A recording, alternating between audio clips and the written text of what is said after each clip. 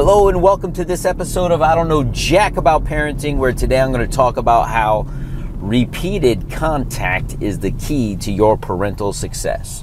So the big question is this: how are parents like us, who don't have a manual, who are doing the best we can, who feel as though we aren't enough, how are we going to raise healthy, happy children who we are proud of and still keep our sanity in that process? That's the question, and this podcast will give you the answers. My name is Ryan Roy, and welcome to I Don't Know Jack About Parenting, a podcast for parents who are being real with themselves. Hello and welcome back to this episode of I Don't Know Jack About Parenting, where today I'm going to be talking about how repeated connection and contact is the key to your parental success. So what made me think about this one? I was literally just listening to an audio about business, specifically real estate. And that was the line that the guy just said at the end. He says, consistent contact and being out there is the key to success. And I thought to myself, isn't it true for business, right? If you're looking to buy or sell houses, you need to be consistently out there looking for houses. You need to consistently be calling people. You need to have your contractors, people lined up. You just need to be doing things. No matter what business you're in, let's say you have an email marketing campaign. If you want people to act, you have to consistently show them that you believe in your product by putting it out there, letting them know that, hey, this is something I believe in so heartily, and if you're doing it passionately, people don't have a problem with that.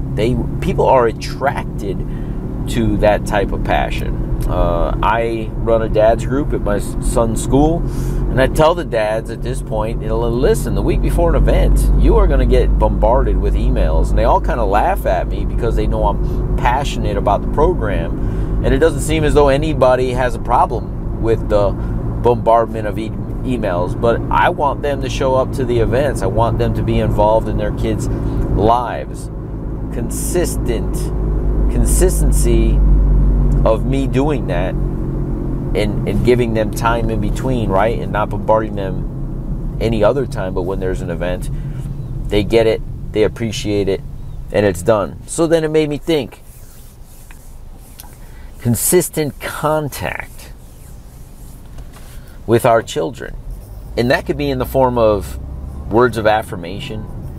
That could be in the form of physical hugs and kisses, or that could be in the form of, doing a daily routine that they look forward to. In my house, it's called Daddy Talk Time. Weekly, it's called, pizza night, movie night, which is Friday nights in our house. That can be, the monthly thing where my son gets on stage with me at the events at school, where I do an interactive program. And those are things that we look forward to, but he's getting that consistently. He knows first Friday of every month he gets an opportunity to go on stage with Dad and impact some people. He knows every Friday, almost without fail, we're ordering pizza from our favorite pizza place, and we're going to sit down and live stream a movie, just he and I. He knows every night before bed, once we get through our bedtime routine, I'm going to lay in bed and I'm going to pour into him and tell him how proud of him I am. Consistent contact, and it could be consistent on a weekly basis, like movie night. It could be consistent on a nightly basis. It could be consistent on a daily basis. Where are you showing up for your children that it's constant contact that they can rely upon, so that you could have this thing called parental success? Now I'm going to flip that. You guys know I've been watching Super Nanny lately, and I'm just now being told it's like the show is like 15 years old. Like, it started 15 years ago, and I should have known because she pulls out a DVD player, and I haven't seen a DVD player in I don't know how long. So when she does her thing, what I find consistently in these families that are in need of a Super Nanny intervention is that they yell at each other, they scream at each other, they're consistently negative towards each other instead of being in this place which is much more wholesome and feel good, which is in a place of gratitude for what they have for each other, like a healthy family dynamic, right? Mom and dad are still intact. Kids don't have any challenges. The only challenge they have is being able to receive love from mom and dad and give love back because they're not getting enough of it.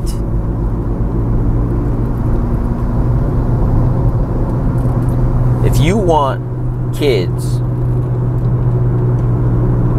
who are well-rounded and loving, you must be well-rounded and loving in order to create that. I've said it once, I've said it a million times. They will mimic everything that you do.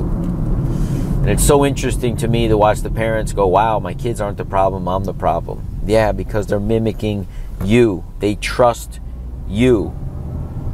And their behavior is modeled after you. My kids model their behavior after me. So every time my kids have a challenge, I go and I look myself in the mirror and I say, what have you done to create this? And what can you do differently to get the result you desire?